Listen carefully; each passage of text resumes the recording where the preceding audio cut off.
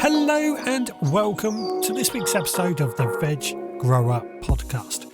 My name's Richard, and each week I share with you my journey of growing food in my allotment and my kitchen garden based here in Littlehampton on the south coast of the United Kingdom. I've been growing my own food for over 30 years, but I'm trying to be more and more self-sufficient, even though I live in a small town. Now this week the heat has very much been a thorn in my side, but that hasn't stopped us from going out into the kitchen garden where we've been pruning our grapes. We've also been down to the allotment where we're getting on top of a few little tasks. But towards the end of this week's podcast, we are actually venturing out to help encourage a couple to start a new vegetable plot, something that we're going to be mapping their journey with. But first of all, let's head out to the kitchen garden to find out what's been going on out there this week. Well, I've came out to the kitchen garden to start this week off.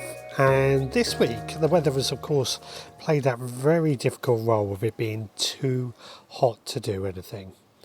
However, what I'm really enjoying at the moment is just coming out to the garden early in the morning, about 6 o'clock in the morning, and doing a bit before I go to work.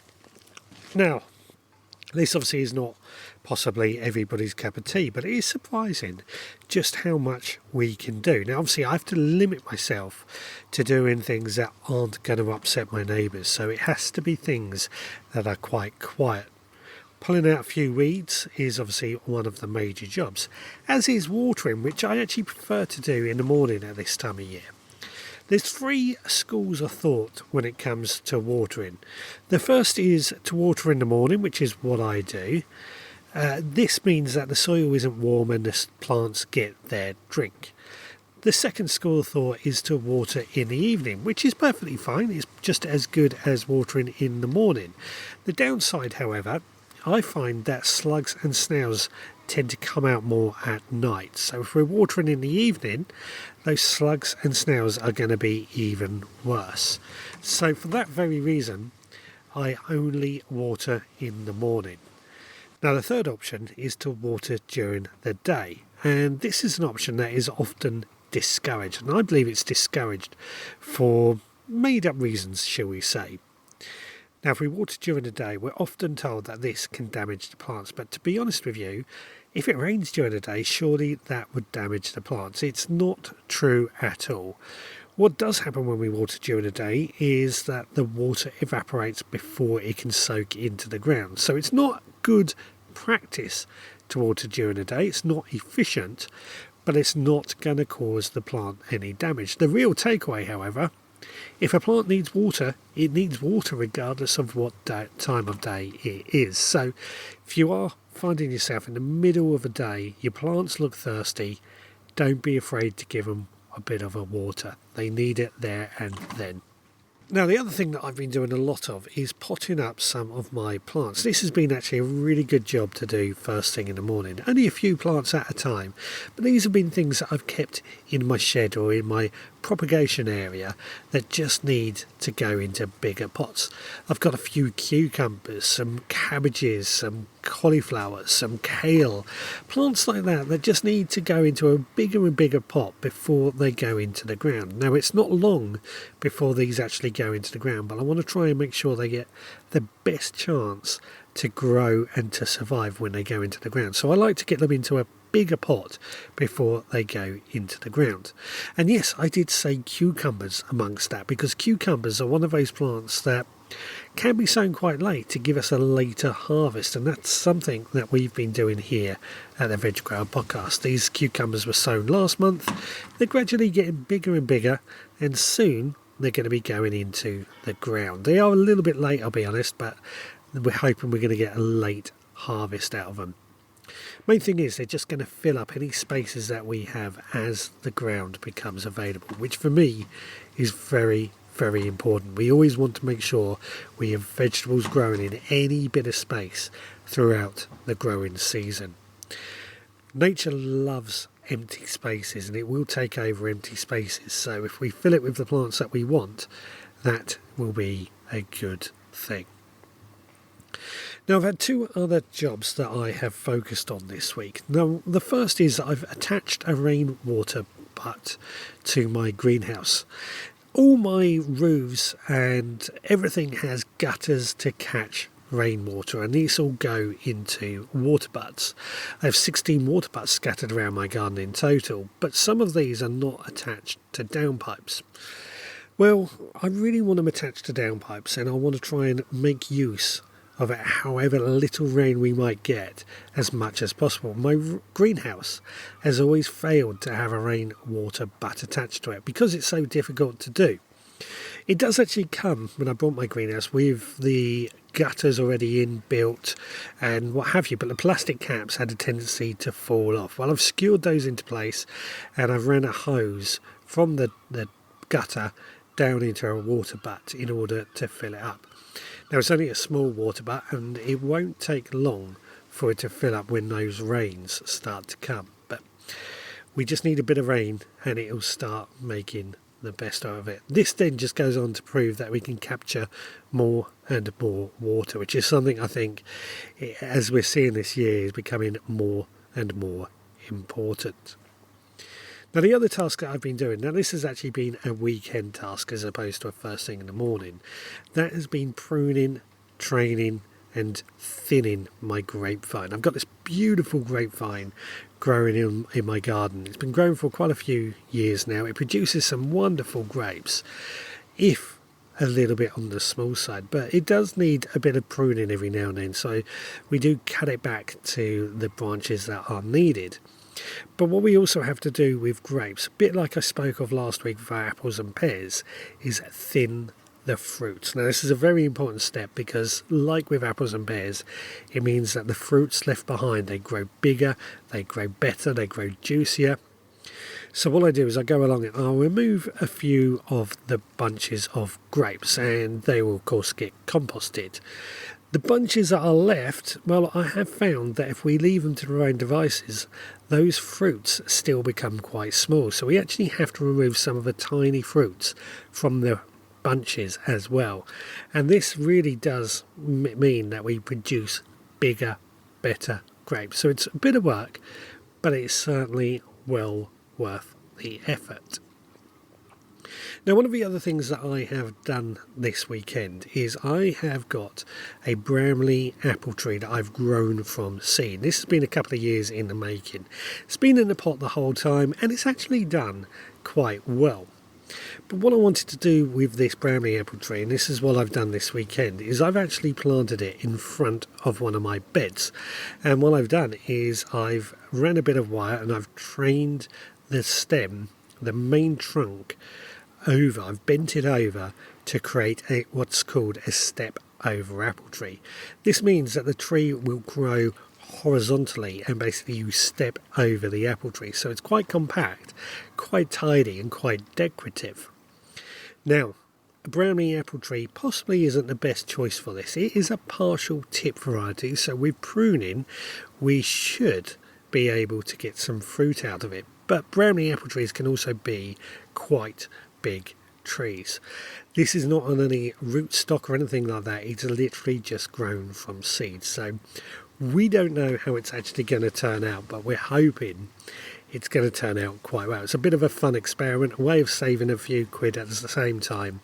And as you know, I'm really into trying to prune our trees and try and make them a bit more decorative to add some nice little features to our kitchen garden. This has certainly been one of the easiest that I've done so far, but as always, it has to be productive. Whether it works or not, something we'll find out in due course. Well, I have to admit, I'm sat here in the sun and it is starting to burn a little, so I think it is now time to head on down to the allotment where I can share with you what's been going on down there. In the meantime, let's find out what's been going on at the Supporters Club this week. Well, if you're enjoying the podcast so far, then please do rate and review on your podcast provider. It only takes you a few seconds, but it really helps us get found by more people who might also be looking for a bit of encouragement, a bit of inspiration on growing their own food. Added to that, if you are also enjoying this podcast and you want to help support the work that we do and keep this podcast running, then please consider becoming a member of the Veg Grower Podcast Supporters Club. For just £5 a month, you get access to extra behind-the-scenes podcasts that give you a bit of an idea what's going on here at the Veg Grower Podcast HQ. Along with that, once a month you will also receive our seed pack, and that seed pack contains a collection of seeds that I've carefully chosen to be sown in that very month. This means they're not hanging around for months waiting to be sown, they can be sown right away. You also get a copy of our mini newspaper, and our mini newspaper just gives you a few instructions on how to grow those seeds. It also gives you a few ideas, a list of tasks, a list of other seeds that you could sow, as well as the opportunity to take notes and make your own lists. For me, it's a very important tool that I use a lot in my own garden. Now, as an example, over this last week, we have been sowing some carrot seeds, and we've also sown some corn salad seeds. These are seeds included within July's seed pack. Now, if that sounds like something you would be interested in, then please head to the veggrowerpodcast.co.uk. Right, back to the gardening. Well, you find me down on the allotment, and I've got to say, despite the challenges of this heat, the allotment is not looking too bad. This week, once again, it has been very, very hot, and that does make getting down the allotment very, very tricky. Mornings I spend at home in the kitchen garden before I go to work, and I always used to say that on the way home from work I would visit the allotment just for 20 minutes every day, but to be honest, in this heat I haven't been able to. I'm just too tired and I just need to go home, so that's only really left me chance to get to the allotment at the weekends. But what I have done is I've headed down to the allotment early in the morning. Instead of being in the kitchen garden, I've been down on the allotment. Now I'm going to sing the praises for this straw mulch once again, because it really is doing a fantastic job at locking in that moisture. I have to say that my potatoes and other plants really are looking like they are not struggling from lack of moisture thanks to this straw mulch. So I know I've been going on about it a lot over the last few weeks. It really has made a difference, and it's certainly something that I'm going to continue doing.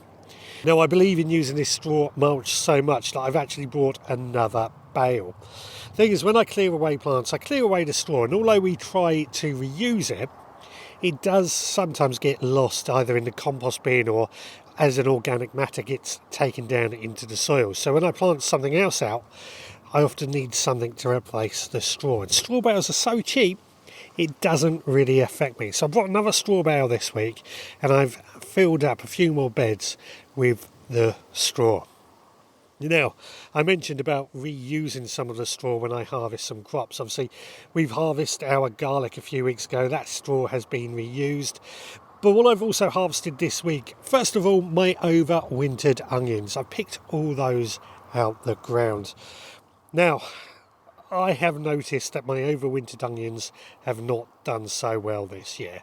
And I'm not sure why this is. I suspect it could be down to the hot weather, and that's the most likely reason.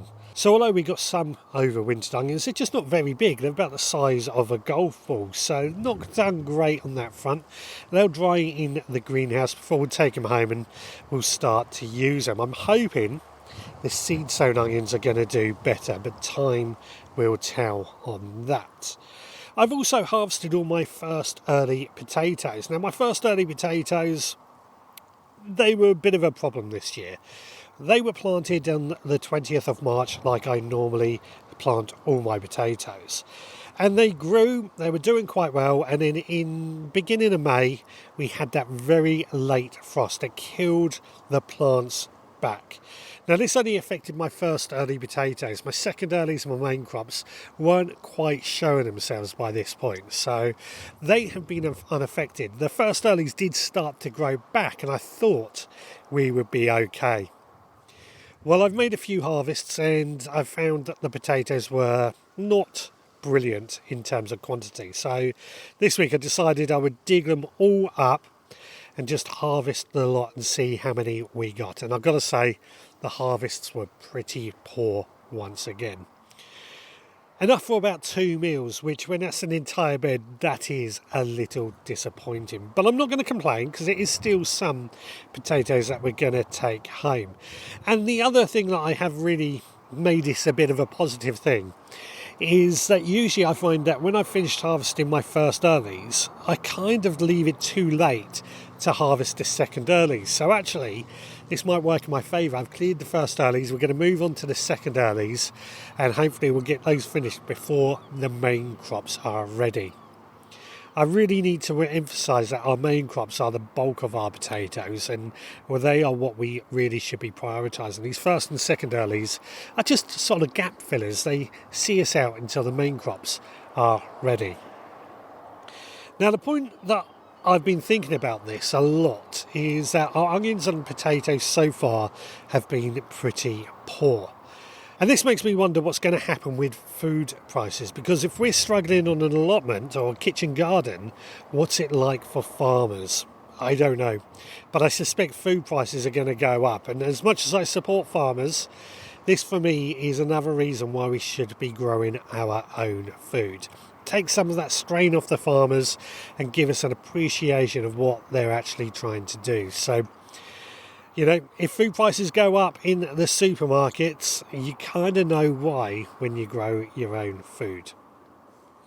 Now, obviously, it's not all negative. We have got harvests of potatoes. We have got harvests of onions.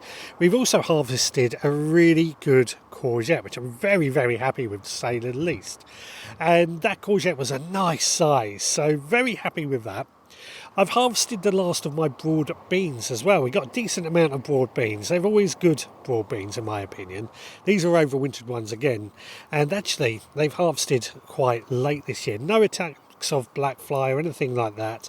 But good amount of broad beans. But the plants themselves, they were just starting to die back. So it was a sign that they needed to go. So we harvested them all off. We've cut the plants off at the base, leaving the roots in the ground, and those roots will rot down and add nitrogen to the soil, hopefully. At the very least, it's going to add compost to the soil. Either way, it's not been too bad in that sense.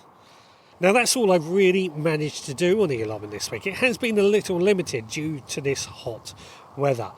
My number one rule is that although grow your own and trying to live off the food that we grow is our way of life, we still have to look after ourselves first and foremost. It's no good trying to grow food if we are collapsing from heat stroke.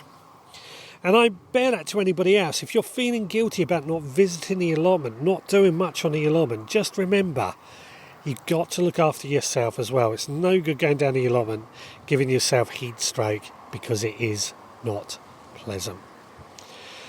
On that note, it's starting to get a little bit warm, so I'm going to head on home and I will meet you back in the podding shed. Chopping all the veggies, sizzle in the air. Chef's got with the magic, smells are everywhere. Water starts to boil, onions hit the pan. Recipe of the week, let the feast begin. Cooking with Chef Scott, flavors come alive. Tune in every week for a tasty bite. Well, I'm in the podding shed now, and it's time for this week's recipe of the week. And this week uses something that is just perfect, that we are harvesting in the middle of July. It uses those summer cabbages that I've mentioned last week. Now, this week, what I've done with my summer cabbage has been a warm summer cabbage and garden herb pan fry. Now, this was really, really easy. And it also has some optional add-ins should you want to change it up. So first of all, I sliced the cabbages thinly as possible. And what I find with this is the thinner the shred, the quicker it cooks and the sweeter it tastes. Now, I actually found that using our food processor made this quite quick. In a large frying pan, I heated some olive oil into which I cooked some chopped onions for around 5 minutes until nice and soft. And then into that I added a couple of cloves of crushed garlic and a teaspoon of whole grain mustard. I cooked that while stirring for about a minute, and then I tipped in the sliced cabbage, and I stirred it again really, really well to make sure everything was coated in that onion, garlic, mustard sauce. I then just left that to cook for about 5 minutes until it was nice and soft but still had some bite to it. I then added a bit of butter because it's just added a nice bit of gloss, a bit of freshness. Turned off the heat once the butter had melted all the way through and stirred through some fresh herbs. Obviously also adding a bit of seasoning in terms of salt and pepper as well. Now this was absolutely delicious alongside a barbecue. Again, I'm loving the barbecues at the moment, so this for me was fantastic. If you want to follow this recipe, you will find it over on the veggrowerpodcast.co.uk. Now, as you know, I'm keen to encourage more people to grow their own food, and I recently had a conversation with a couple who've just moved into a new house, and they have quite a large garden. They wanted to turn some of it into a vegetable garden. The conversation turned that perhaps we could turn this into something for the podcast. So I went along and had a look at their garden and gave them a few tips on where to start. And of course, I recorded that now. So let's head out to this new potential vegetable garden. Well, one of the things I'm very keen to do is encourage more people to grow their own food. And I have been invited down to Lisa and Alistair's house. They've just moved in and they want to start growing their vegetables. So first of all, Alistair, would you like to introduce yourself? Hi there, I'm Alistair. I'm a joiner. Hi, I'm Lisa. I am a carer. I work with disabled adults, and yeah, we're just really keen to grow our own vegetables. Also joining us is John and Bramley, and I've known these two for quite a while, and they're garden designers, so you may have seen some of their gardens at Gardener's World. But there is a bit of a relationship here because John is Alistair's brother. You two okay? Yeah, we're great, thank you. Yeah, not bad. Good. So, your garden. Let's start with that. What's going on? Let's describe the garden actually. That's probably the first step because it is quite a large garden. So our garden is at the front of our house, and we've got quite a raised area in one part of it that we want to turn into some sort of edible area. Moving around, you've got some trees, we've got grapevine over a pergola, pond, and then round the back of our house we've got fruit trees. So we've got a lot here, but it is a bit of a blank canvas for us. So It's rather messy. yeah, it's a bit of a mess. It's full of weeds, bindweed, stones and rocks in the ground. It sort of needs starting from scratch, really. Well, I've got to say I've been here for a few hours now, and we've had a nice wander around, had a look around, and we've started today with the fruit trees because I felt that they were already established and they'd trained as cordons, and Alistair and John and I were giving them a bit of a prune earlier. And Alistair, you were a bit unsure at first, weren't you? Yeah, well, I was worried I was going to kill them, to be fair. Looking at the way I was cutting them compared to Jonathan's, and I don't think it's as scary as it. No, I think we said as we were doing this, you can't kill them by pruning. So it was just a case they haven't been looked after for a few years. They just needed a bit of TLC. So that was the first area that I think we needed to concentrate on, was the fruit area, and I think we've got that going. The second area is the compost area, which you've got existing already. Yeah, that's a mess. that's an absolute mess. So yeah, basically in the corner of our garden there's a couple of compost bins, and they are literally just mounded with old trees and things that have been cut down from the garden by the previous owners. I would say a 3 metre by 3 metre square, probably almost a metre and a half high, I should imagine. They started with good intentions because at the back there's two small compost bins, and come out almost 3 metres, 2 metres high. It's just piled up with grass. So we've definitely got our work cut out on that bit. Yeah, I think what's happened there is the original people that lived here, they got the compost bins thinking that was going to be enough. I actually didn't realise how our garden, this sort of size, we think this garden is about 1/3 of an acre in size. So it's quite a large garden, and that produces a lot of material for composting. And I think it's a lot bigger than what we're used to. We used to have a very small garden, literally you could throw a stone and hit the other end of it. Now you just get lost. So my second area, the thing that we need to concentrate on is the compost area, because there's a lot of good material we're going to need, and we just need to tidy it up and make some proper compost bays out of pallets, which is something we've discussed, and pretty cheap, because again, something you guys want to do is keep the costs down in the beginning, don't you? Definitely. Until we really know, if that's exactly where we want the compost bins, then I think that's a good place to start. We have to move all the original compost away, build the compost, and then Put it back. Yeah. So that's the first two areas that we've pretty much made a start on, and I think that's not going to take a huge amount of work to get going. And then we're going to move into the main area, your vegetable garden area, which I've roughly measured out to be about 10 metres by 20 metres. So it's the size of an allotment, which is pretty sizable. At the moment, we've got a bit of a brick wall, which is going to be knocked down and that area extended. It is raised already, but there's a lot of weed suppressor material and wood chip. I think you shared photos when you came to look at it of it being a children's area. Yeah, it did used to be. It used to have a children's play area, climbing frame. Trampoline. Yeah. Trampoline was stuck in the Yeah, middle. that sort of thing. So. Which is, goes to show just how much space you've actually got here. There are quite a few trees around the edge. There's a brick wall to the northern side, and the garden stretches towards the south. So we've got a lot of potential with what's going on here, but there is, these trees are probably a good 5 metres tall. Although some of them are fruit trees, which we want to keep, but the rest we're going to start cutting down and trying to get rid of those and adding those to the compost heap, which is why we want to get a compost heap done before we tackle that. Are we all in agreement that that's sort of the plan that we're going to do? I think we finally got to the point where we are in agreement. It's taken about 2 hours almost to come up with the plan, but I think that's the plan. For me, I would like brick, but we've come up with the assumption that we're not going to brick edge the front. We've come up with a compromise of metal edging, and then we're going to go from there and see what happens. And this metal edging is just to act as like the boundary, this sort of different part of the garden, different garden room, I like to call it.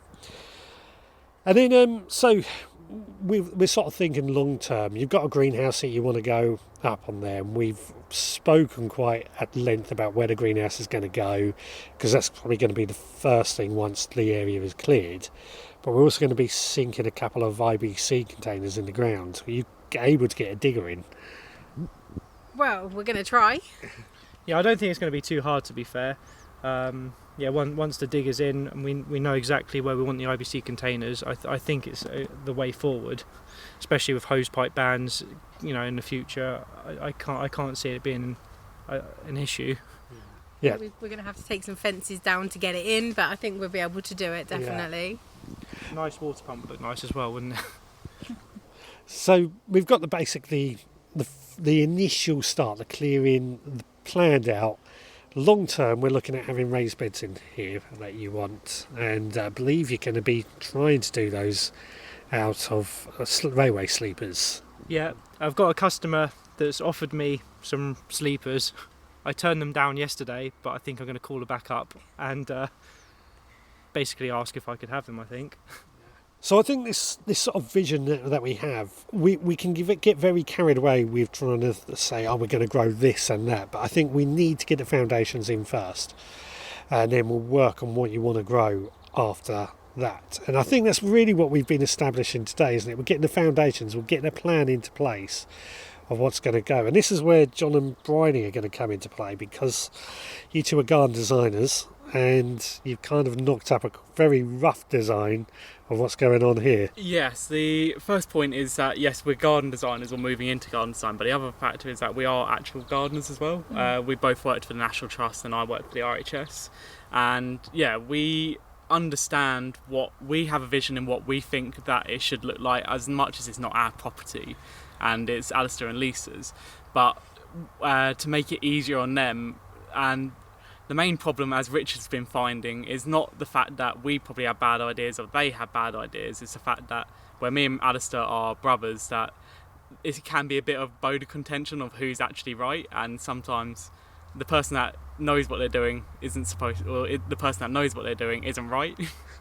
And I think that's the first place that Richard has been the mediator for it all, in saying, yes, you're right, I think that we should kind of meet in the middle. Yeah.